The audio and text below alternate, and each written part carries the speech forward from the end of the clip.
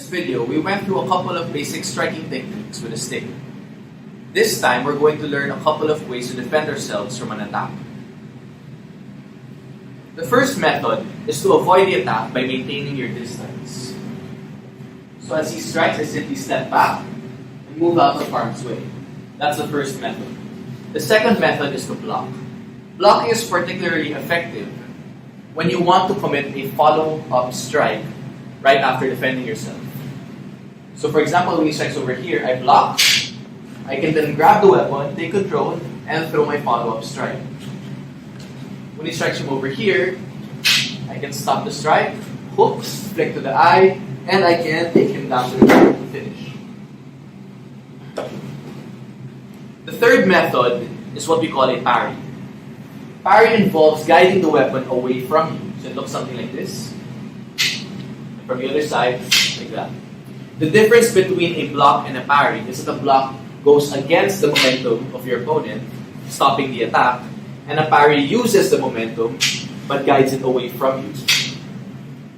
So those are three techniques. The last one, we have a concept in Filipino martial arts called limb disruptions. And these are usually executed by intercepting an attack with an attack of your own.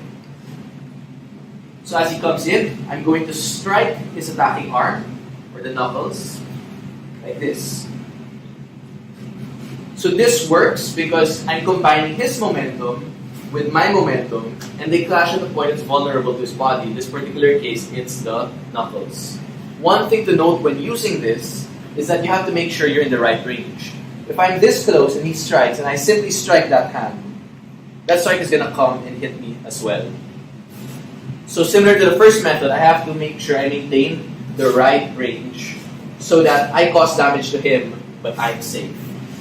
So those are the four basic ways of defending yourself from an attack. Now I didn't go too much into the details or the mechanics of each technique, simply because you're already familiar with them. I'm simply applying the same motions used in the Ekis technique. So when I'm doing my blocks, I'm still doing the motions of an Ekis. These are my blocks. When I parry,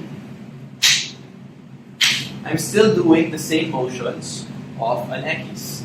And when I intercept the strike, I intercept it still with an Ekis. Arnis is all about understanding the flow of each movement and exploring other ways of applying them. So keep practicing these techniques, and I'll see you next time.